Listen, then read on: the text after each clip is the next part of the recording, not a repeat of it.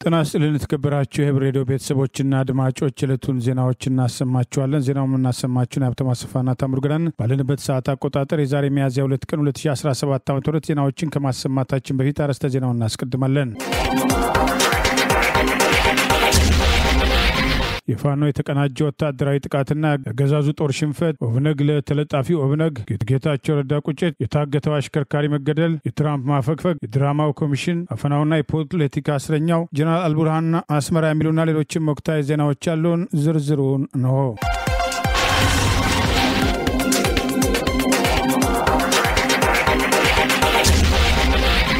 ዘመቻ አንድነት ዛሬም ተጠናክሮ ቀጥሏል። በባንዶች ላይ እርምጃ ተወሰደ። በተለያዩ ግንባሮች ጠላት የሚያደርገውን እንቅስቃሴ ተከትሎ የተወሰዱ የደፈጣ ጥቃቶች ውጤታማ መሆናቸውን የአማራ ፋኖ በጎጃም አስታውቋል። በዘመቻ አንድነት 23ኛ ቀን የአማራ ፋኖ በጎጃም በተለያዩ ግንባሮች በጠላት ላይ የሰነዘራቸውን ወታደራዊ ጥቃት ተከትሎ ከፍተኛ ጉዳት ማድረሱን በባንዶች ላይ እርምጃ መወሰዱንም አስታውቋል። የአማራ ፋኖ በጎጃም 3ኛው አገው ምድር ክፍለ ጦር ዘንገና ብርጌድና ጊዮን ብርጌድ በተናበበና በተቀናጀ መንገድ በጠላት ላይ በወሰዱት እርምጃ ከ31 በላይ ጠላት ኃይል ሲደመሰስ 2 ብሬል መማረካቸውን 17 ክላሽና ከ2000 በላይ የነፍስ ወከፍና የቡድን ተተኳሽ ጥይቶች መማረካቸውም ታውቋል። በሌላ ግንባር የአማራ ፋኖ በጎጃም አንደኛው ክፍለ ጦር የጣናው መብረቅ ብርጌድ በዛሬው ዕለት የካቲት 2 ቀን 2017 ዓ.ም ከቀኑ 8 ሰዓት ከ10 ሰዓት ድረስ ጠላትን በከበባ ሲቀጠቅጠው መዋሉን ይሄው መግለጫ አስታውቋል። በውጊያው በርካታ የጠላት ኃይል ሙትና ቁስለኛ የተደረገ ሲሆን ጠላት የደረሰበትን ምት መቋቋም አቅቶት ከመጎድ ከፍተኛ ቁጥር ተጨማሪ ኃይል ለማምጣት እስኪገደር የደረሰ ሲሆን ከባድ ውጊያ የተደረገ መሆኑና አስከሬና ቁስለኛን ለማንሳት ሞርተርና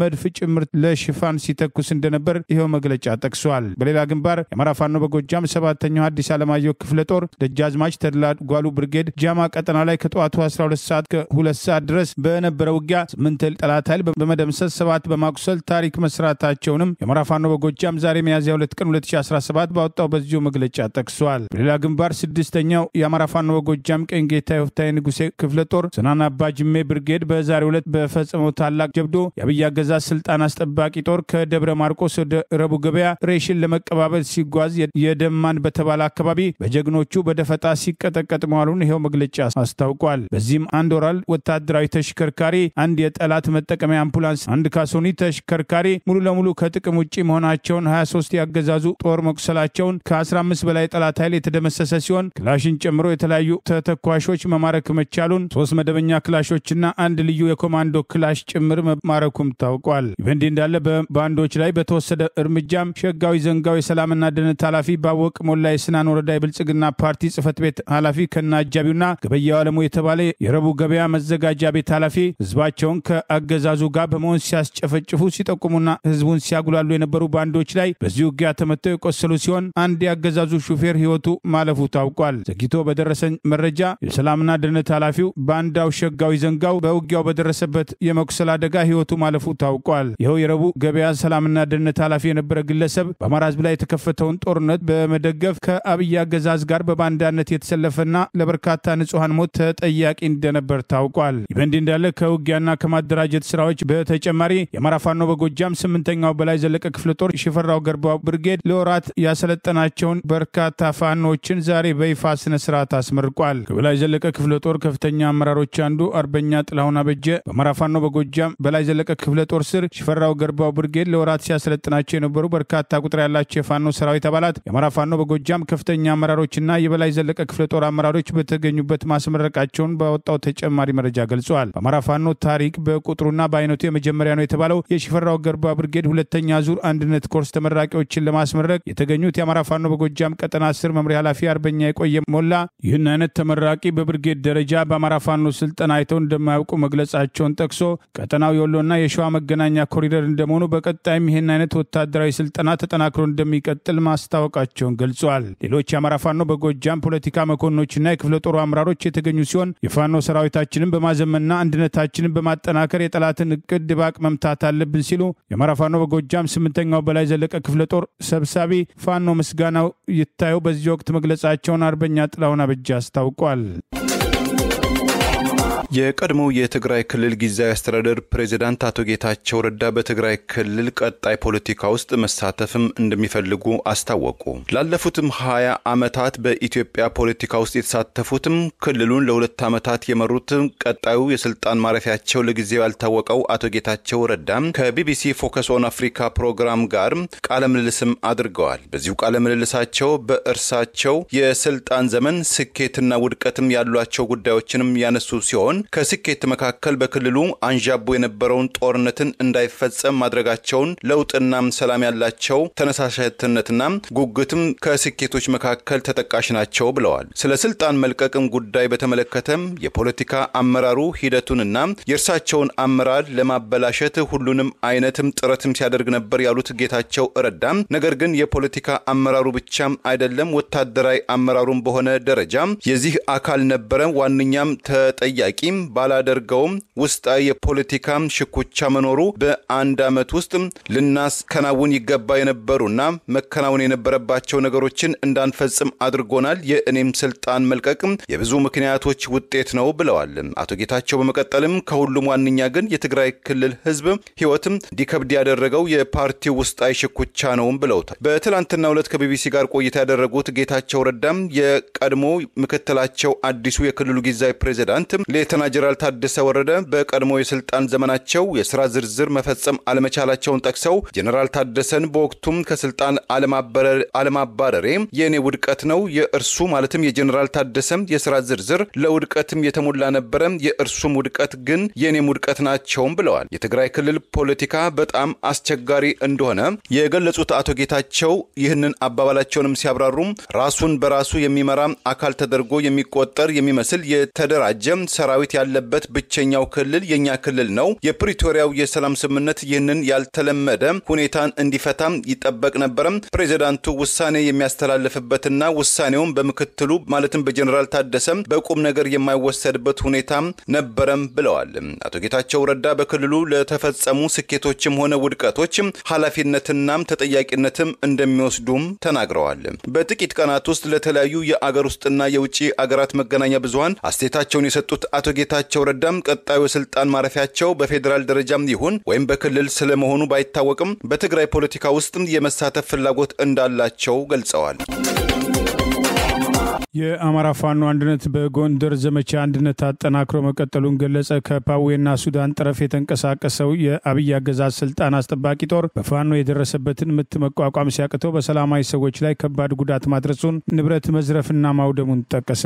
የአማራ ፋኖ አንድነት በጎንደር የዘመቻ አንድነት 23ኛ ቀንን ውሎ አስታኮ ዛሬ ሚያዝያ 2 ቀን 2017 ባወጣው መግለጫ በጎንደር ግንባር ለተከታታይ 4 ቀናት ውጊያ ሲደረግባቸው የነበሩ የቋራ አካባቢዎች ጠላትን በመደምሰስ ከተሞችን መልሶ መቆጣጠር መቻሉን አስታውቋል። የአብይ አገዛዝ ስልጣን አስጠባቂ ጦር ከፓዌና ሱዳን ጠረፋማ ቀጠናዎች በመነቃነቅ የቋራ ቁልፍ የፋኖ ይዞታዎችን ለመውረር ከፍተኛ ቁጥር ያለው የጠላት ኃይል ተከታታይ 4 ቀናት አባይ ዳር፣ ሰላም አርጊና አዲስ ዓለም ከአማራ ፋኖ አንድነት በጎንደር ሰራዊት ጋር ባደረገው ውጊያ ከፍተኛ ሰብአዊና ቁሳዊ ኪሳራ እንደደረሰበት በዚህ የተበሳጨው ወራሪ ኃይል 9 ሰላማዊ ሰዎችን መረሸኑን በዚሁ መግለጫ አስታውቋል። የአማራ ፋኖ አንድነት በጎንደር ሰላማዊ ሰዎችን በበቀል የረሸነው ያገዛዙ ስልጣን አስጠባቂ ጦር ከ45 በላይ አርሶ አደር የቁም እንስሳትን ዘርፎ መብላቱን በተመሳሳይ ቤቶች ማቃጠሉን ከ4 በላይ ሞተር ሳይክሎችን አቃጥሎ በንብረት ላይ ተጨማሪ ውድመት ማስከተሉንም ገልጿል። አገዛዙ በተዘናጋበት የዘመቻ አንድነት 23ኛ ቀን በዛሬው ዕለትም ስቦ በመምታት ወታደራዊ ስትራቴጂ የአማራ ፋኖ አንድነት በጎንደር በጠላት ላይ ሰነዘረውን ጥቃት ተከትሎ ጠላት ክፉኛ መደቆሱን ገልጿል። ቁጥሩ ለጊዜው በውል ያልተረጋገጠ ጠላት ሙትና ቁስለኛ መሆኑን የጠቀሰው መረጃ በሰፊው በረሃማና ጠረፋማ በረሃ እየተደረገ የሚገኘው አውደ ውጊያ ወራሪውን በማጽዳት አባይ ዱር፣ ሰላም አርጊና አዲስ ዓለም መለስተኛ ከተሞችን የአማራ ፋኖ አንድነት በጎንደር የመይሳው ካሳ ሁለተኛ ኮር የአድዋ ክፍለ ጦር ነብሮ ብርጌድና አጣናዋሴ ክፍለ ጦር ቀጠናውን መልሰው መቆጣጠራቸውን ይሄው መግለጫ አስታውቋል። ይህ እንዲህ እንዳለ ከዚህ ቀደም የፋኖን እንቅስቃሴ እንዲሰልል በሰርጎ ገብነት በጎንደር ግንባር የተሰማራውን ግለሰብ ለአገዛዙ እጄን ሰጥቻለሁ በማለት ከፋኖ የሚደረግበትን ክትትል ተከትሎ ራሱን ያዳነ ቢመስለውም አገዛዙ የሚፈልገውን መረጃ ከተቀበለ በኋላ ይህንኑ ሰርጎ ገብ በትላንትናው ዕለት እንደረሸነው ታውቋል። አብይ ሚዲያ ኮርፖሬሽን የሚባለው ቀደም ሲል አማራ ሚዲያ ኮርፖሬሽን እየተባለ የሚጠራውን ጨምሮ አገዛዙ በተቆጣጠራቸው መገናኛ ብዙሃን ከፋኖ ከርቶ እጁን ተቀላቀለ የተባለው ራሱን ሻንቆ በሚል የሰየመው ግለሰብ ከ3 ወር በፊት የአማራ ፋኖ ጎንደር ዕዝ ጎቤ ክፍለ ጦርን ለመሰለል የተሰጠውን ተልዕኮ ተከትሎ ክፍለ ጦሩ ማጣራት ሲጀምር ሸሽቶ ለጠላት እጄን ሰጥቻለሁ በማለት ከፋኖ የደህንነት ክንፍ ለጊዜው ያመለጠ ቢሆንም ጠላት ከተጠቀመበትና በሚዲያ ላይ በማውጣት በሰላም ሊታገል ወስኗል ብሎ ፕሮፓጋንዳ ከሰራበት በኋላ በትላንትናው ዕለት አናምነውም በሚል ተጨማሪ መረጃ ሲያጡ እንደረሸኑት ታውቋል። ይኸው ግለሰብ የፋኖ ቃል አቀባይ ነኝ በማለት በክፍለ ጦሩ ውስጥ ያልተሰጠውን ስልጣን ጭምር እንደተሰጠው አድርጎ ካገዛዙ ካድሬዎች ጋር ከፋኖ አብረውኝ የመጡ ናቸው በሚል ተቀላቅሎ የነበረ ሲሆን በጊዜው የፋኖ መሪዎች ሐሰት መሆኑና ግለሰቡ ማጣራት ሲደረግበት ሸሽቶ ማምለጡን ይፋ ማድረጋቸው አይዘነጋም። የዚህን ሰርጎ ገብ ባንዳ ግለሰብ መጨረሻ ያዩ ለጠላት በሰርጎ ገብነትም ሆነ በባንዳ ሚሊሻና አድማ ብተናነት መሰለፍ መልሶ ከጠላት ጥይት እንደማያድን አውቀው ሌሎች ከእንዲህ አይነት የተሳሳተ መንገድ በመቆጠብ የወገናቸውን ትግል እንዲቀላቀሉና እየወደቀ ያለውን ስርዓት ለመደገፍ በመሞከር ህይወታቸው እንዳያጡ በባንዳነት ያሰለፈው አገዛዝ የወሰደበትን እርምጃ ተከትሎ ጥሪ ቀርበዋል። የኦጋዴን ብሔራዊ ነጻነት ግንባር ኦብነግም የግንባሩን አንድነትም አደጋ ላይ የሚጥሉ ናቸው ያላቸውን ድርጊቶች በመጥቀስም ሊቀመንበሩ አብዱራህማን ማሃዲን ከኃላፊነታቸው ማንሳቱን አስታወቀ። ሌላኛው የግንባሩ ክንፍ ድርጊቱም ሐሰትና በመንግስት የተደገፈ ነው ሲል ውድቅም አደረገ። ፓርቲው ያካሄደ ባለው ሁለተኛ መደበኛ የማዕከላዊ ኮሚቴ ስብሰባ ላይ ግንባሩ በመንግስትም ያቀረበውን የሰላም ጥሪ ተከትሎ በ2010 ዓ.ም ወደ ሀገር ቤት ከገባ ጊዜ አንስቶም ሰላማዊ ትግል ለማካሄድ ለህዝብ የገባውን ቃል ተግባራዊ እንዳይሆን አቶ አብዱራህማን ማሃዲን ሲቀሰቅሱ ነበር ሲል ከሷል። ከዚህም በተጨማሪ የአብዱራህማን እንቅስቃሴዎች የድርጅቱን አንድነት አደጋ ላይ የሚጥሉ እንዲሁም ለሰላማዊ ትግሉ ያለውን ቁርጠኝነትም የሚቃረኑ ናቸው ሲል በጅጅጋ የሚገኘው ኦብነግም አስታውቋል። በዚሁ ስብሰባም የኦብነግ ማዕከላዊ ኮሚቴ አብዱልከሪም ሼክ ሙሴን የግንባሩን ተጠባባቂ ሊቀመንበር አድርጎ የሰየመ ሲሆን በዚሁ የግንባሩ ሊቀመንበር ጠቅላላ ጉባኤ እስኪመረጥ ድረስም አብዱልከሪም ሼክ ሙሴም የግንባሩ ተጠባባቂ ሊቀመንበር ሆነው እንዲቀጥሉም ኮሚቴው መወሰኑም ተገልጿል። ይሁን እንጂ ይህንን ውሳኔ በሌላኛው የቡድኑ ክንፍ ውድቅ የተደረገ ሲሆን ቡድኑ በጅጅጋ የተካሄደውን ስብሰባ ህገወጥና ሐሰተኛ ክስተት ሲል በትላንት ባወጣው መግለጫም ተቃውሞታል። ቡድኑ በስብሰባው በገዢው የብልጽግና ፓርቲ የተዘጋጀና አንድ እጅ የሾመውን የአገዛዙ ታማኝ ቡድን ለማስቀመጥ በሶማሌ ክልል አስተዳደር የተመቻቸ ነው ሲልም ገልጿል። መግለጫውን በመቀጠል የክልሉ ባለስልጣናት በገዢው ፓርቲም ቀጥተኛ ተጽዕኖ ስር የኦብነግ ማዕከላዊ ኮሚቴ አባላትን ለመምሰልና ሐሰተኛ ጉባኤውንም ህጋዊነትን ለመስጠትም በማሰብ ሰዎችን ለመመልመል በቅርብ ቀናት ውስጥ ብቻዋ ከፍተኛ ገንዘብ አውጥቷልም ሲል ከሷል። ከዚህም በተጨማሪ የማዕከላዊ ኮሚቴ አባላት በስብሰባው ላይ እንዳልተገኙ በመግለጽ መንግስትም የድርጅቱን የውስጥም ሂደትና የስብሰባውን ቃለ ጉባኤ በማደናቀፍ ላይ ነው ሲልም ከሷል። ቡድኑ በመተጨማሪም እነዚህ ግለሰቦችም በግልጽም ከፓርቲው የለቀቁ ብልጽግና ፓርቲን የተቀላቀሉና የደህንነት አገልግሎትም ሰራተኞች ስለመሆናቸው ግልጽ ማስረጃም አለኝም ብሏል። ከዚህም በተጨማሪ የኢትዮጵያ ምርጫ ህግም የደህንነት ሰራተኞች የፓርቲ ስልጣን መያዝን በግልጽ እንደሚከለክል በማስታወስ ሆኖም የኢትዮጵያ ብሔራዊ ምርጫ ቦርድ እነዚህ ግለሰቦች መገኘት አለባቸው ብሎ አጥብቆ በመጠየቅ የፓርቲውን የውስጥ ሂደትን ህገወጥ ለማድረግ እየተጠቀመ ነው ሲልም ከሷል። ቡድኑ እነዚህን ድርጊቶችም ከውስጥ ፓርቲ ፖለቲካም በላይ ናቸው ሲል ገልጾ ኦብነግን ከህጋዊ የፖለቲካ ኃይል ለማፍረስ የሚደረግ ቀጣይነት ያለው ጥረት ያሳያልም ሲል ወቅሷል። ቡድኑ በጅጅጋም የተደረገውን ስብሰባ በ2010 ዓመተ ምህረት በኦብነግና በፌደራል መንግስቱ መካከል የተደረገውን የሰላም ስምምነት የሚጣረስ ነው ሲልም አስጠንቅቋል። ከኦብነግ ክንፍ በኩል ተቃውሞ የቀረበበት የኢትዮጵያ ምርጫ ቦርድ በጉዳዩ ዙሪያም እስካሁን ድረስም የሰጠው ማስተባበያም ወይ ማረጋገጫም የለም።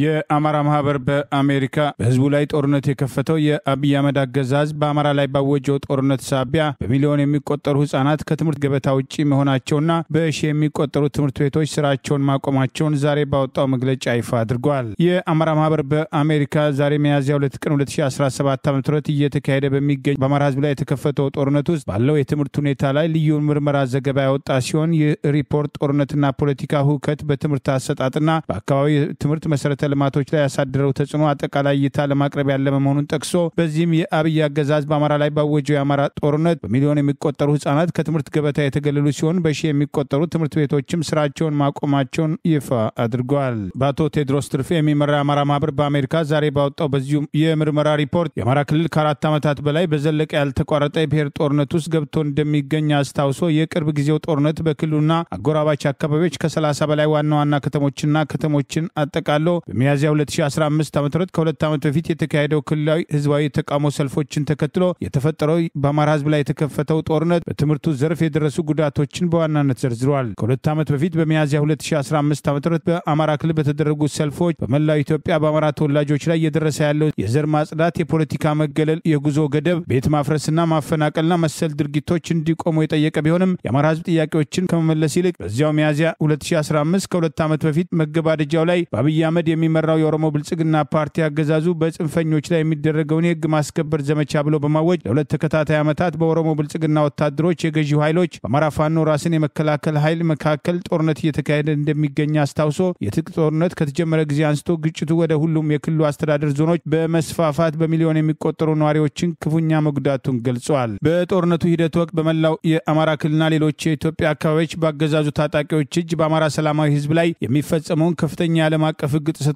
የአማራ ማህበር በአሜሪካ እየሰነደ እንደሚገኝ ያስታወሰው ይኸው የዛሬው መግለጫ ይህ በየቀኑ በሰላማዊ ሰዎችና ትምህርት ቤቶችን ጨምሮ በሲቪል ኢላማዎች ላይ ባገዛዙ ኃይሎች በሚደረግ ጥቃት በመቶ ሺህ የሚገመቱ ሰዎች ሰለባዎች መሆናቸውንም ጠቅሷል። በአማራ ህዝብ ላይ የተከፈተውን ጦርነት ተከትሎ 4.4 ሚሊዮን የሚገመቱ ተማሪዎች ይህም 60 በመቶ የሚሆን ከትምህርት ገበታ ውጭ የሆኑ ሲሆን ከ6 ሺህ በላይ የሚበልጡ ትምህርት ቤቶች ላይም ጉዳት መድረሱን ጠቅሷል። ዘገባው በአማራ ክልል 4 ክፍለ ሀገሮች በሚገኙ 11 የዞን አስተዳደሮች ላይ ልዩ ትኩረት በማድረግ በአማራ የትምህርት ስርዓት ላይ የተፈጠሩ ተጽዕኖዎችን ለመለየት የሞከረ ሲሆን ዘገባው እንደገለጸው ከ5231 ትምህርት ቤቶች በላይ በጸጥታ ችግር በትምህርት ቤት ህንፃዎች ንብረቶች ላይ በደረሰ ውድመትና ትምህርት ቤቶችን ለወታደራዊ አገልግሎት እንዲውሉ በመደረጋቸው ምክንያት ከ3.5 ሚሊዮን በላይ ህጻናት ከትምህርት ገበታ ውጪ መሆናቸውንም ጠቅሷል። ዘገባው የተዘጋጀው በአማራ ማህበር በአሜሪካ የሰብአዊ መብት መርማሪ ቡድኖች ሲሆን ይህን ከአንደኛና ሁለተኛ ደረጃ ምንጮች ጭምር መረጃን በማሰባሰብ የተጠናከረ ሲሆን በክልሉ የግንኙነት መቋረጥና የጥቃት ፍርሃትን ጨምሮ የተለያዩ ተግዳሮቶች ቢኖሩ መረጃዎችን ማሰባሰብ መቻሉንም በዚሁ መግለጫ አስታውቋል። በአጠቃላይ ይህ የቅርብ ጊዜ ዘገባ የክልሉ ትምህርት ስርዓት በከፍተኛ ሁኔታ መበላሸቱና ይህን በሀገሪቱ የአሁኑና የወደፊቱ ትውልዶች ተስፋ ላይ ከፍተኛ ተጽዕኖ እንደሚኖረውም ገልጿል። በዚህ ዘገባ ላይ በመመርኮዝ የአማራ ማህበር በአሜሪካ ይህንን ችግር ሊያቃልሉ ለሚችሉ ለዓለም አቀፍ ፖሊሲ አውጪዎችና ለሚመለከታቸው ባለድርሻ አካላት ተከታታይ ምክረ ሀሳቦችን ማዘጋጀቱንም ይፋ አድርጓል። እነዚህ ባለድርሻ አካላት የአፍሪካ ህብረት፣ የተባበሩት መንግስታት ሰብአዊ መብቶች ምክር ቤት ዩኤንኤችሲአር፣ የተባበሩት መንግስታት የትምህርት የሳይንስና የባህል ድርጅት ዩኔስኮ እና በአጠቃላይ ዓለም አቀፍ የሰብአዊ መብት ተሟጋች ድርጅቶችን እንደሚያካትትም ይፋ አድርጓል። በኦሮሚያ ክልል ባለፈው ወር የታገተ ሹፌር 350 ሺህ ብር ቤተሰቦቹ ከከፈሉ በኋላ ማንነታቸው አልታወቁም በተባሉ ታጣቂዎች መገደሉ ተገለጸ። ዮሐንስ ጫኔ የተባለው ቤተሰቡን ለማስተዳደር በሹፍርና የሚያገለግለው ግለሰብ ባለፈው ወር መጋቢት 13 ቀን 2017 ዓ.ም በኦሮሚያ ክልል በወለንጭቲና መተሐራ መካከል ለጊዜው ማንነታቸው አልታወቁም በተባሉ ታጣቂዎች በተለምዶ ኦነግ ሽኔ በሚል በተደጋጋሚ በአካባቢው እገታ የሚፈጸም ሲሆን በእነዚሁ ታጣቂዎች እገታ ተፈጸመበት ከተባለ በኋላ በማግስቱ 2 ሚሊዮን ብር ካልከፈላችሁ ህይወቱን እናጠፋለን ብለው ይዝቱ እንደነበርና ቤተሰብ ዛሬ እሁድ ነው ይህን ሁሉ ብር ከየት እናመጣለን በሚል ሲደራደር ቆይቶ በመጨረሻ 350 ሺህ ብር ከተከፈለ በኋላ ሰኞን ለቀዋለን ያሉትን አሽከርካሪ መግደላቸውን ቤተሰቦች ማስታወቃቸውን ጠቅሶ የሾፌሮች አንደበት ማህበራዊ ገጽ አስታውቋል። ቤተሰብ ጓደኞችም ከዛም ከዚህ ብለው 350 ሺህ ብር ሰኞ ከከፈሉ በኋላ ሰኞ ማታ እንደሚሸኙት ቅዳሜ መጋቢት 13 ቀን 2017 የታገተው ሾፌር አጋቹ ከዚያ እንደሚሸኙት የተናገሩ ቢሆንም ቤተሰቡ የታጋች ስልክ ላይ ሲደውሉ ዝግ ነበር። ታጋቹ ስልክም ያገቱት ሰዎችም ሲደውሉበት በነበረው ስልክ ሲደውልላቸው ዝግ እንደነበርና ማክሰኞ መጋቢት 16 ቀን 2017 ዓ.ም ከታገተ ከ3 ቀን በኋላ 350 ሺህ ብሩን ተቀብለው ገድለው ጫካ ጥለውታል ተብሎ መርዶ እንደተነገራቸው ቤተሰቡ መላቀስ ጀመረ። አስከሬን ስጡን ሲል አልገደልነውም አላሉ። እሺ በህይወት ካለ ስጡ አልናቸው። ምክንያት እየደረደሩ በቤተሰብ ሀዘን ላይ ሲቀልዱ ከረሙ። መጨረሻ ላይ ዛሬ በሰው ሲያስጠይቁ እንደ እንደተገደለ አስክሬኑን ማግኘት እንደማይቻል ተናገሩ ሲል በሾፌሮች ላይ ያደረሰ ያለውን ጥቃት በተመለከተ በተደጋጋሚ መረጃዎችን የሚያቀርበው በፎቶግራፍ አስደግፎ የሾፌሮች አንደበት በማህበራዊ ገጹ አስታውቆ ለሟች ነፍስ ይመር ብለዋል። በእንዲህ እንዳለ የሾፌሮች ማህበራዊ ገጽ ሚኪያስ የተባለ ሌላ አሽከርካሪ በአማራ ክልል ሰሜን ጎንደር ዞን ከጃን አሞራ ደባርቅ በመጓዝ ላይ ባለበት ሂደት ልዩ ስሙ ምጭቢ የሚባል ደባርቅ ፓርክ አካባቢ ዘራፊ ወንበዴዎች ያላቸው ግለሰቦች መጋቢት 28 ቀን 2017 በጥይት የመቱት ሲሆን ወደ ጎንደር ዛሬ ሪፈራል ተብሎ ሲሄድ ህይወቱ አልፏል ሲል በዚሁ ገጹ አስታውቋል። በሾፌሮች ላይ የደረሰ ያለ እገታ በተለያዩ አካባቢዎች ተጠናክሮ መቀጠሉን የገለጸው ማህበራዊ ገጹ ሾፌሮች ከዚህ ቀደም በመብታቸው ላይ የሚደርስ ጥቃትን በተለያዩ ቦታዎች በህገወጥ መንገድ የሚጣሉ ኬላዎችና እየተበራከቱ የመጡ እገታዎችን ተከትሎ ቅሬታቸውን እንዳያሰሙ በአገዛዙ ደህንነቶች በኩል ከፍተኛ ጫና ሲደረግባቸው የነበረ ሲሆን ባለቤቶችን ጭምር እስከ ማስፈራራት ተደርሶ እንደነበር፣ አንዳንዶችም በዚህ ሳቢያ በአገዛዙ የደህንነት አባላት የታሰሩ መኖራቸውን ጠቅሰን መዘገባችን አይዘነጋም። የአሜሪካው ፕሬዝዳንት ዶናልድ ትራምፕ በአገራት ላይ የጣሉትን ከፍተኛ ታሪፍም ተፈጻሚነትም ከቻይና በቀር ለ90 ቀናትም አዘገዩ። ፕሬዝዳንት ዶናልድ ትራምፕ ከፍተኛ ታሪፍ በተጣለባቸው አገራት ላይ የቀረጡም ተፈጻሚነት ለቀጣዩ 90 ቀናት ወይም 3 ወራትም እንዲዘገይ ማድረጋቸውን ያስታወቁ ሲሆን ፕሬዝዳንቱም ከቻይና ጋር የገቡትን የንግድ ጦርነት ግን እየተባባሰ መምጣቱ ተመልክቷል። ወደ 60 የሚጠጉ የአሜሪካ አጋር አገራት ላይ ተጥለው የነበረው ተፈጻሚ መሆን በጀመረ በሰዓታት ውስጥ ትራምፕ አስገራሚ በሆነ የፖሊሲ ለውጥ የከፍተኛ ታሪፍ ተፈጻሚነትም እንዲዘገይ አድርገዋል። ይህንን ተከትሎም የአውሮፓ ህብረትም በአሜሪካ ምርቶች ላይ ሊጥል የነበረውን የታሪፍ ጭማሪ ማቆሙም ተመልክቷል።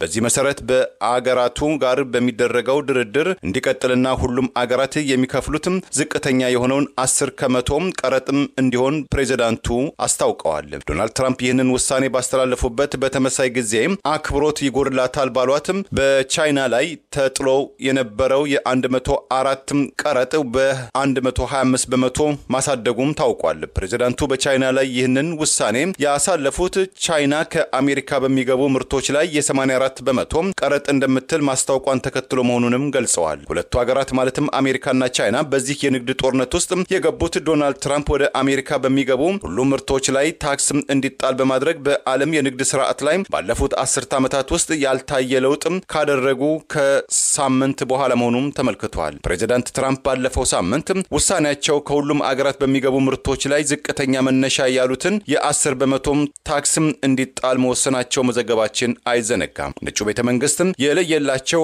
አጥፊዎች ብሎ በፈረጃቸውና ፕሬዝዳንቱም ፍትሃዊ ባልሆነ የንግድ ተግባር ላይ ተሰማርተዋል ብለው በለዩዋቸው አገራት ላይ የተጣለው ቀረጥም ከፍተኛ መሆኑን የምጣኔ ባለሀብት ተመራማሪዎች እየተናገሩ ይገኛሉ። በዚህ ዝርዝር ውስጥ ከተካተቱ መካከል 27 የአውሮፓ አባል አገራትም ቬትናም፣ ደቡብ አፍሪካ የሚገኙበት ሲሆን እነዚህ አገራትም ከ11 በመቶ እስከ 100 በመቶ የሚደርስም ቀረጥ በአሜሪካም ተጥሎባቸዋል። ፕሬዝዳንት ትራምፕ ከሰዓታት በኋላም አዲሱ ለውጥም ይፋ ሲደረግ ግን በገበያው ላይ አዎንታዊ ለውጥ የተከሰተ መሆኑ የተስተዋለም ሲሆን ዶናልድ ትራምፕ ትሩዝ በተሰኘው ማህበራዊ ገጻቸው ባሰፈሩት መልእክትም አሜሪካም ለጣለችው ቀረጥም አጸፋይ ምላሽ ባልሰጡ አገራት ላይ ተፈጻሚነቱ ለቀጣዩ 90 ቀናት ወይም 3 ወራት እንዲዘገይ ማዘዛቸውን አስታውቀዋል። ቀደም ሲል በላቦራቶሪ ከሚመረተው አደንዛዥ እጽ ፋንታኒን ጋር በተያያዘ የ20% ቀረጥ በአጠቃላይ የ145 ታሪፍ የተጣለባት ቻይና ከአሜሪካ በኩል ለሚሰነዘርባት ማንኛውም የንግድ ተኮር ጥቃትም ዝግጁ መሆኗን አስታውቃለች። የአብይ አገዛዝ ጉዳይ አስፈጻሚ የተባለው ሀገራዊ ምክክር ኮሚሽን ዛሬም የተምታቱ መግለጫዎችን አጠናክሮ ቀጥሏል። በአማራ ክልል በጠመንጃ ተከቦ አጀንዳ እያሰባሰብኩ ነው ቢልም ዛሬም በትጥቅ ትግልና በስር ላይ ያሉ የአማራ ክልል ተወላጆችን ምክክር ሂደት ለማሳተፍ የጀመርኩትን ጥረት እቀጥላለሁ ሲል መግለጫ ሰጠ። በአማራ ህዝብ ላይ ጦርነት የከፈተ የአብይ አገዛዝ መጠቀሚያ የሆነው ሀገራዊ ምክክር ኮሚሽን የስርዓቱን አጀንዳ ለማስፈጸም እየተንቀሳቀሰ መሆኑና የዚሁ አካል ሆነው በአማራ ህዝብ ላይ ጦርነት በተከፈተ በትና ንጹሃን ዛሬም እየተጨፈጨፉ ባለበት ሂደት ውስጥ ባህር ዳር ላይ በጠመንጃ ታጅቦ የምክክሩን አጀንዳ የማሰባሰብ ሂደት አደረኩ ብሎ ትላንት አጠናቂ ያለ ቢሆንም ዛሬ በትጥቅ ትግልና በስር ላይ ያሉ የአማራ ክልል ተወላጆችን በምክክር ሂደት ለማሳተፍ የጀመርኩትን ጥረት እቀጥላለሁ ሲል ገልጿል። ጦርነት ባለበት የአማራ ብሔር ተወላጅ የሆኑ የህሊናና የፖለቲካ እስረኞች በሀሳባቸው ብቻ በተለያዩ ማጎሪያ ጣቢያዎች ውስጥ በሚገኙበት ወቅት የአማራ ህዝብ ወኪል በሌለበት የሚደረግ ውይይት ዋጋ የለውም የሚሉ ተቃውሞዎች ተጠናክረው መውጣታቸው መውጣታቸውን ተከትሎ ይኸው የአብይ አገዛዝ የፈጠረውና የስርዓቱ መጠቀሚያ ነው የተባለው ኮሚሽን ዛሬ በሰጠው መግለጫ ሰሞኑን የሚቀርቡ ወቀሳዎችን በተዘዋዋሪ ለመመለስ ሞክረዋል። በተለያዩ ምክንያቶች ጫካ ገብተው ትግል እያካሄዱ የሚገኙ እስር ቤት ያሉ እንዲሁም ሀገራቸውን ለቀው የተሰደዱ የአማራ ክልል ተወላጆች በሀገራዊ ምክክር እንዲሳተፉ የሚያስችሉ ሁኔታዎችን ለመፍጠር የተጀመረውን ጥረት አጠናክሬ እቀጥላለሁ ያለው ኮሚሽን ከዚህ ቀደምም ተመሳሳይ መግለጫዎች ይሰጥ የነበረ ቢሆንም በተለይም የትጥቅ ትግል ላይ ካሉ ጋር እንወያያለን፣ ከተወሰኑት ጋር እየተወያየን ነው በሚል የተምታቱ መግለጫዎች መስጠቱና ኮሚሽኑ የ3 ዓመት የስራ ጊዜውን አጠናቆ በቅርቡ አንድ ተጨማሪ ዓመት የተጨመረለት ሲሆን ይህም አብይ አህመድ ከቀጣዩ ምርጫ በፊት በኮሚሽኑ አማካኝነት የሚፈልጋቸውን አጀንዳዎች አስፈጽሞ ወደ አዲሱ ቤተ መንግስት ለመሸጋገር የሚያደርገውን እንቅስቃሴ ኮሚሽኑ እያፋጠነ መሆኑ ሲገለጽ ቆይቷል። ለመሆኑ በእስር ላይ የሚገኙት የአማራ ብሔር ተወላጅ የህሊናና የፖለቲካ እስረኞች አላግባብ መታሰራቸውን ኮሚሽኑ ሊቃወምና የታሰሩ የፖለቲካ እስረኞች ሳይፈቱ ምን አይነት ውይይትና ንግግር ይደረጋል የሚለውን ጥያቄ መመለስ ባይፈልግም በኮሚሽነርነት የስርዓቱን ጉዳይ የሚያስፈጽሙ ኮሚሽነሮች መካከል ዛሬ መግለጫውን የሰጡት ለአብይ አህመድ የተጭበረበረ የዶክትሬት ዲግሪ እንዲያገኝ ማረጋገጫ የሰጡት የቀድሞ የአዲስ አበባ ዩኒቨርሲቲ መምህርና የዚሁ አገራዊ ምክክር ኮሚሽን ኮሚሽነሮች አንዱ ዶክተር ዮናስ አዳየና በአማራ ጠል አቋማቸው በኮሚሽኑ ውስጥ ተካተዋል ከሚባሉ ሌሎች ግለሰቦች አንዱ አቶ መላኩ ወልደ ሚካኤል ዛሬም በጋራ ባህር ዳር ላይ መግለጫ ሰጥተዋል። የአማራ ክልል ጉዳይ ያገባናል የሚሉ የክልሉ ተወላጆች በእስር ቤት እያሉ ተሰደው ባለበት እንዲሁም ለትግል ጫካ በገቡበት ሁኔታ ኮሚሽኑ በአማራ ክልል ምክክር ማድረጉን የሚኮንኑ እንዳሉ በተለያዩ አጋጣሚዎች እንሰማለን በማለት ኮሚሽኑ የሰራው ድራማ እየተጋለጠ መምጣቱን ተከትሎ ካድሬዎችን በመሰብሰብ አጀንዳ ሰብስቤ አጠናቀቅ ያለው ካለ በኋላ ዛሬ መግለጫ ለመስጠት መገደዱ እነዚህኑ ወቀሳዎች ለማስተባበል በተለየ መንገድ የሄደበት ርቀት መሆኑን መግለጫውን ተከትሎ በሚወጡ አስተያየቶች መረዳት ተችሏል። በቅርቡ በስር ላይ ከሚገኙ የህሊናና የፖለቲካ እስረኞች መካከል በቅሊንጦ ያሉት በጋራ ኮሚሽኑ በአማራ ህዝብ ስም እየሰራ ያለው ድራማ ተቀባይነት እንደሌለውና በኮሚሽኑ አማራ ውክልና እንደሌለው ጠቅሰው መቃወማቸው የሚታወስ ሲሆን ኮሚሽኑ በተቋቋመ ማግስትም በስር ላይ ከሚገኙት የህሊናና የፖለቲካ እስረኞች መካከል መምህርትና ጋዜጠኛ መስከረም አበራ እንዲሁም ኤርሚያስ መኩሪያ በየበኩላቸው ተመሳሳይ ተቃውሞ አቅርበው እንደነበር አይዘነጋም። ኮሚሽኑ የሰበሰባቸውን ካድሬዎች መሰረት አድርጎ የፖለቲካ ፓርቲዎች፣ የሲቪል ማህበራት፣ የመንግስት ተቋማት ተወካዮች ተሳተፉበት ያለውን አጀንዳ የማሰባሰብ ሂደት ተከትሎ ከ250 የማህበረሰብ ተወካዮች ጋር በመሆን በመጪው ሀገራዊ ምክክር ጉባኤ ላይ የሚቀርቡ የአማራ ክልል አጀንዳዎችን በቀጣዮቹ ቀናት ያጠናክራሉ በማለት ከ4 ኪሎ ተጽፎ የተሰጠውን አጀንዳ ባህር ዳር ደርሶ ይዞ ለመመለስ የጀመረውን ድራማ አጠናክሮ ቀጥሏል የሚሉ ወቀሳዎች ዛሬም ተከትለው ቀርበዋል።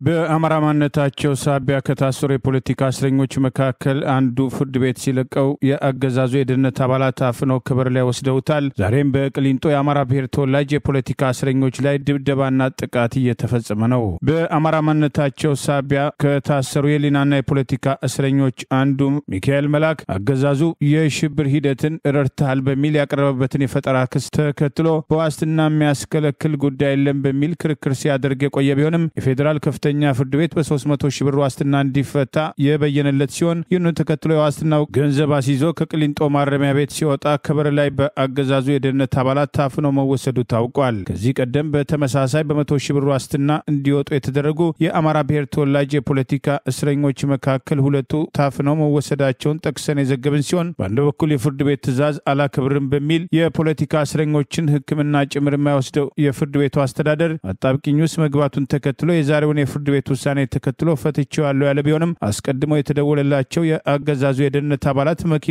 አዘጋጅተው ከበር ላይ አፍነው እየደበደቡት ይዘውት መሄዱ ታውቋል። የፋኖን እንቅስቃሴ በማህበራዊ ሚዲያ አግዝሃል፣ ረድተሃል፣ በአዲስ አበባ ውስጥ ወጣቶችን አደራጅተሃል፣ አዲስ አበባን የአዲስ አበባ ህዝብ ሊመራ ይገባል ብለሃል የሚሉ የተለያዩ ውንጀላዎችን በአገዛዙ በኩል በማቅረብ በማህበራዊ ሚዲያ ላይ ጻፋቸው ያላቸውን ጽሁፎች ዋቢ በማድረግ በዋስትና እንዳይፈታ ሲል የአገዛዙ አቃቢ ህግ ተቃውሞ የነበረ ቢሆንም ፍርድ ቤቱ የሰጠው ውሳኔ በዋስትና እንዲፈታ የነበረ ቢሆንም ይህም ተግባራዊ ሳይደረግ ቀርቷል። ይህ እንዲህ እንዳለ ትላንት ሚያዝያ 1 ቀን 2017 ዓ.ም በቅሊንጦ ማረሚያ ቤት በዞን 1 የሚገኙ የአማራ ብሔር ተወላጅ የህሊናና የፖለቲካ እስረኞች ትፈልጋላችሁ በማለት ከእስረኛው ተለይተው ከዞኑ በማስወጣት ያለ ምግብና ውሃ ፀሐይ ላይ ተሰጥተው እንዲውሉ በማድረግ የእስረኞች ቆጠራ ተደርጎ ከገቡ በኋላ በፖሊስ ጥቁር ዱላ፣ በመብራት ሽቦና በአድማ ብተና ኮማንዶዎች ከፍተኛ ድብደባ እንደተፈጸመባቸው ታውቋል። ትላንት በቅሊንጦ ያገዛዙ የግፍ ማጎሪያ ውስጥ የተደበደቡት የአማራ ብሔር ተወላጅ የህሊናና የፖለቲካ እስረኞች ቢሰጥ ተረፈ፣ ተመስገን ዜና፣ አበባው ፍቃዴና ተስፋዬ ከበደ ሲሆኑ በተለይ ቢሰጥ ተረፈ እጁ ላይ ከፍተኛ ጉዳት እንደደረሰበት ከእስር ቤት ያገኘውን መረጃ መሰረት አድርጎ የፖለቲካና የህሊና እስረኞቹን ጉዳይ በፍርድ ቤት እየተከታተለ የሚዘግበው አውሎክሶን አንድነት በላከው ዘገባ ጠቅሷል። በድብደባ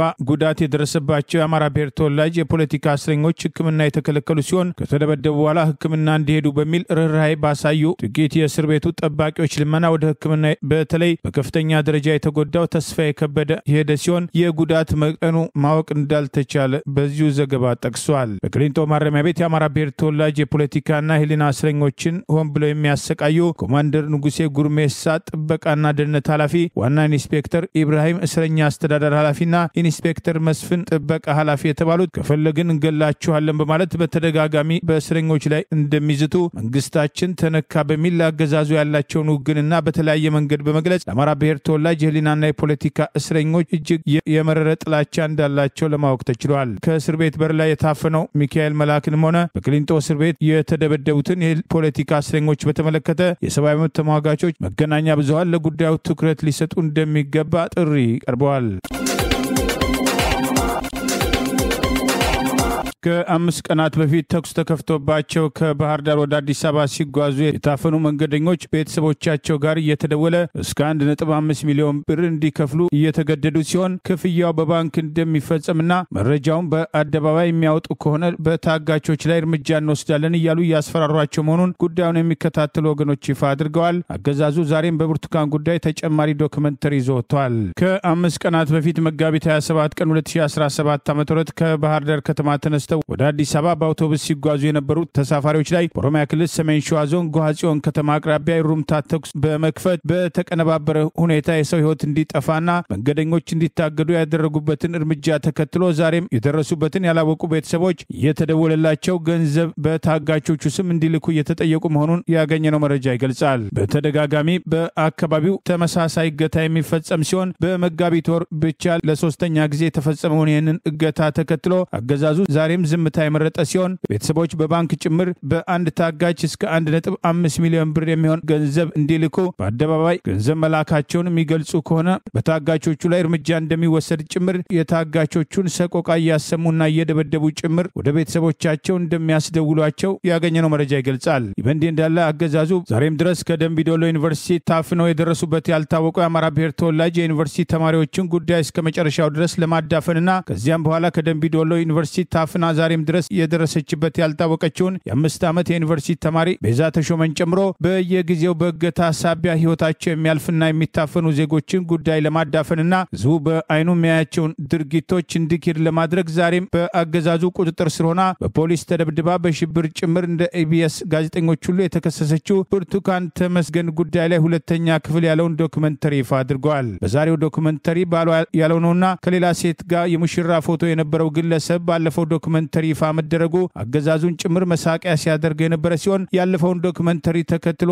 ስህተቶች የተባሉትን ለማረምና ቆርጦ በመቀጠል ተመሳሳይ ዶክመንተሪ ለማቅረብ ሞክሯል። ያገዛዙ ባለስልጣናት ትላንት አብይ አህመድ የሚመራውና ራሱን የብሔራዊ ምክር ቤት ብሎ የሚጠራው ቡድን አደረኩት ያለውን ስብሰባ ተከትሎ ሰፋ ያለ መግለጫ ያወጣ ሲሆን በአንድ በኩል የብርቱካንን ዶክመንተሪ ቆርጠው ለቀጠሉ ያገዛዙ መገናኛ ብዙሃን በተዘዋዋሪ አሞካሽቶ አስተያየት የሰጠ ሲሆን የዛሬ ሁለተኛ ክፍል የተባለው የብርቱካን ዶክመንተሪ ለመውጣት የዚሁ መግለጫ ገፊ ምክንያት ሊሆን እንደሚችል አስተያየቶች ተሰጥተዋል። በአዲሱ ዶክመንተሪ ባለፈው የመጀመሪያው ዶክመንተሪ የተጋለጡት መረጃዎች ሌላው ቀርቶ ብርቱካን ያልሆነች ሴት ሙሽራ ሚስቱን ጭምር ፎቶግራፍ በማያያዝ ያቀረበው የአዲስ አበባ ፖሊስ አባልና እህቶቿና ዘመዶቿ ሳይሆኑ ጭምር በቀደመው ዶክመንተሪ ተካተው የነበሩበት እንዲወጡ ተደርጎ ለፖሊስ ቃል የሰጠችው የኢቢኤስ ጋዜጠኛና ሌሎች አስተያየቶችን በማካተት በርህራሄ ለብርቱካን ገንዘብ የላኩ ግለሰቦች ጭምር በአገዛዙ ታስረው በሽብር ጊዜ ቀጠሮ የተጠየቀባቸው ሲሆን ይህንኑ ያስረዳልኛል ያለውን ዶክመንተሪ ዛሬም ይፋ አድርጓል።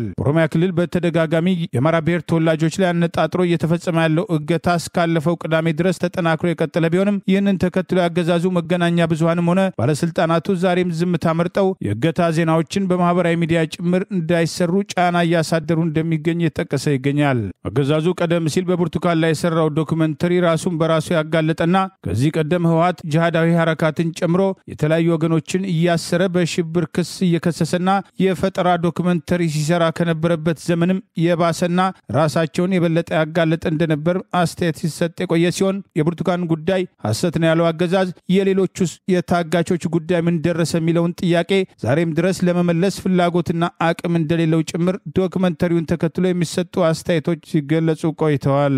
አገዛዙ ድፍረት ካለው ብርቱካንን ነጻ አድርጎ ሌሎች መገናኛ ብዙሃንም ታሪኳን በአግባቡ እንዲዘግቡ ለምን አልፈቀደም የሚሉ ጥያቄዎችም ዛሬም አልተመለሱም። ብርቱካንን ጨምሮ የተወሰኑ የኢቢኤስ ጋዜጠኞች በአሸባሪነት ተጠርጥረው የጊዜ ቀጠሮ የተጠየቀባቸው ሲሆን ከጋዜጠኞቹ መካከል ዋና አዘጋጁ የሙያ ኃላፊነቱን እንደተወጣ የሰራው ስህተት እንደሌለና በፌዴራል ፖሊስ ብቻውን ጨለማ ቤት መታሰሩን የታሰረበት ክፍል እንዲጸዳዳ መደረጉን ጭምር ለፍርድ ቤት በወቅቱ ቅሬታ ማቅረቡን ጠቅሰን መዘገባችን አይዘነጋም። ዓለም አቀፉ የጋዜጠኞች መብት ተንከባካቢ ድርጅት በእንግሊዝኛው ኮሚቲ ፎር ፕሮቴክሽን ኦፍ ጆርናሊስት ወይም ሲፒጂ የኢትዮጵያ ባለስልጣናት በኢትዮጵያ ብሮድካስቲንግ ሰርቪስ ኢቢሲ የሚዲያ ባለሙያዎች ላይ የጀመረው የሽብርተኝነት ምርመራ ውድቅም እንዲደረግም ጠየቀ። መቀመጫውን በአሜሪካ ኒውዮርክ ግዛት ያደረገው ሲፒጂ በትላንትናው ዕለት ባወጣው መግለጫ በትንሹ ቢያንስ 7 የኢቢሲ የሚዲያ ባለሙያዎች የፈጸሙትም የሥነ ምግባር ጥሰት በመሆኑ እርምጃው ተመጣጣነ ነው ሲል ቅሬታውን አሰምቷል። ብርቱካን ተመስገን የተባለች ባለ ታሪክ ምዕራፍ በተሰኘው የኢቢሲ ሳምንታዊ ፕሮግራም ላይ ባለፈው መጋቢት 14 2017 ዓ.ም በእንግድነት ቀርባ በ2013 ዓ.ም የዩኒቨርሲቲ ተማሪ በነበረችበት ወቅት የወታደር የደንብ ልብስ የለበሱ ግለሰቦች ከዩኒቨርሲቲ አግተው እንደደፈሯት መግለጿ በኢትዮጵያን ዘንድ ከፍተኛ የመነጋገሪያ ርዕስ መፍጠሩ ይታወሳል። በመጋቢት 18 2017 ዓ.ም በመንግስታዊ የኢትዮጵያ ቴሌቪዥን ጣቢያ የቀረበችው ብርቱካን ታሪኩም ትክክል አይደለም ማለቷን የኢቢሲ መስራቹ አማን ፍሳጽዮን ስህተት መሰራቱን ያወቀው ፕሮግራሙ ከተለቀቀ በኋላ መሆኑን በመግለጽ ለተፈጠረው ስህተት ይቅርታ መጠየቁን ሲፒጂም አውስቷል። የኢትዮጵያ መገናኛ ብዙሃን ባለስልጣን የአዲስ ምዕራፍ ፕሮግራም የማስተካከያ እርምጃዎች እስከሚወስድም ታግዶ እንዲቆይ መወሰኑን የጠቀሰው ሲፒጂም የጋዜጠኝነት ስነ ምግባር የጣሱ የሚዲያ ባለሙያዎችን በሽብርተኝነት ወንጀል ጠርጥሮ ማሰር ተመጣጣኝ ያልሆነ ምላሽ ነው ብሎታል። የሲፒጂም የአፍሪካ ፕሮግራም አስተባባሪ ሞቲኪ ሙሞ በፖሊስ ቁጥጥር ስር የዋሉት የ14 ቀናትም የምርመራ ጊዜ በፍርድ ቤት የተፈቀደባቸው የኢቢሲ ባልደረቦች በአማራ ክልል ከሚንቀሳቀሱ ታጣቂ ቡድኖች ጋር በመተባበር ግጭትን ለማነሳሳት ህገ መንግስታዊ ስርዓቱን ለመናድ መንግስትን ለመገልበጥ ሙከራም አድርገዋል የሚል ክስ እንደቀረበባቸው ማንበባቸውን ሞቶኪም በመግለጫቸው ላይ ጠቅሰዋል። ብርቱካን ክስተቱ የተፈጠረበት ዩኒቨርሲቲም ስም አለመጥቀሷን የገለጸው ሲፒጂ ይሁን እንጂ የፕሮግራሙ ተመልካቾች ድርጊቱ የተፈጸመው በ2012 ዓ.ም የአማራ ክልል ተወላጅ የሆኑ 17 የዩኒቨርሲቲ ተማሪዎች የታገቱበትም ዛሬም ደብዛቸው የጠፋው በምዕራብ ኦሮሚያ የሚገኘው የደንቢዶሎ ዩኒቨርሲቲ መሆኑን ተመልካቾች ግምት ሰንዝረዋል። ዩኒቨርሲቲውም ብርቱካን ተማሪው እንዳልሆነችም ገልጿልም ብሏል። በቅርቡ ወታደራዊ ድል የቀናቸው ከፖርት ሱዳን ወደ ካርቱም የተመለሱት የሱዳኑ ወታደራዊ ጄኔራል አልቡርሃን ከኤርትራው ፕሬዝዳንት አቶ ኢሳያስ አፈወርቂ ጋር አስመራ ውስጥ መከሩ። የኤርትራ ማስታወቂያ ሚኒስትር አቶ የማነ ገብረ መስቀል በማህበራዊ ትስስር ገጻቸው እንዳጋሩትም ዛሬ ከቀጥር በኋላ አስመራ ቤተ መንግስትም ተገኝተው ከአቶ ኢሳያስ አፈወርቂ ጋር ውይይት ያደረጉት ጄኔራል አብዱልፈታህ አልቡርሃን በሁለትዮሽም አካባቢና ዓለም አቀፋዊ ጉዳዮች ዙሪያም ተወያይተዋል ብለዋል። የኤርትራ ፕሬዝዳንት አቶ ኢሳያስ አፈወርቂም በዚህ ውይይታቸው የኤርትራ መንግስትና የኤርትራ ህዝብ ለሱዳን መንግስትና ለወንድም የሱዳን ህዝብ ያላቸውን ድጋፍም እንደሚቀጥል ዳግም አረጋግጠዋልም ብለዋል። የአካባቢው አገራትም ለሱዳን ህዝብ የሰላም አየር እንዲተነፍስ ድጋፉን እንዲሰጥም ወይም እንዲቀጥል በሱዳን የሚካሄደው የውጭ ኃይሎችም ጣልቃ ገብነትም እንዲቆም ድጋፋቸውን እንዲያደርጉ ፕሬዝዳንት ኢሳያስም ጥሪ ማቅረባቸውን አቶ የማነ በማህበራዊ ትስስር ገጻቸው አስታውቀዋል። በኤርትራም ለአንድ ቀን ጉብኝት ያደረጉት የሱዳን ወታደራዊ ጄኔራል አልቡርሃን የአስመራም አጭር ጉብኝታቸው በቅርቡ በሱዳን የተገኘው ወታደራዊ ድልንና ለውጦችን ለኤርትራው ፕሬዝዳንት አቶ ኢሳያስ አፈወርቂ ለማስረዳት መሆኑም ተገልጿል። ጄኔራል አልቡርሃን በዚህ ቆይታቸው የኤርትራ ህዝብም ለሱዳን ህዝብ ያደረገውን እናም እያደረገ ያለውን ድጋፍም እውቅና እንደሚሰጡትም አስታውቀዋል። ላለፉት 2 ዓመታት ከካርቱም ቤተመንግስታቸው በፈጥኖ ደራሹ ታጣቂ ቡድን በእንግሊዝኛው ምህጻረ ቃል ከአርኤስኤፍ ተባረው ወደ ፖርት ሱዳን ለመሸሽ የተገደዱት ጀነራል አልብራማን ባለፈው አንድ ወር ውስጥ ወታደራዊ ድል በመቀዳጀት የካርቱም ከተማን ቤተመንግስታቸውን ዓለም አቀፍ አውሮፕላን ጣቢያን ዳግም መቆጣጠራቸው በብዙዎች ዘንድም ትኩረት መሳቡ ይታወሳል። ዛሬ ያሉን ዜናዎች እነዚህ ናቸው። ዜናውን ስታደምጡ ለቆያችሁ የህብር ሬዲዮ ቤተሰቦችና አድማጮች ምስጋናችን ድረሳችሁ። የህብር ሬዲዮ ኦፊሻል የዩቲዩብ ቻናላችንን ሰብስክራይብ ያላደረጋችሁ ሰብስክራይብ በማድረግ በተጨማሪም የደወል ምልክቱን በመጫን የህብር ሬዲዮ ቤተሰብ እንድትቀላቀሉ በአክብሮት እንጋብዛለን። እንደወትሮ ሁሉ የህብር ሬዲዮ ቤተሰቦች ፕሮግራሞቻችንን ላይክ በማድረግ ሼር በማድረግ አስተያየቶቻችሁን በመስጠት አብሮነታችሁን እንድትገልጹ በአክብሮት እንጠይቃለን። በድጋሚ እናመሰግናለን። ጤና ይስጥልን። ቸር እንቆይ።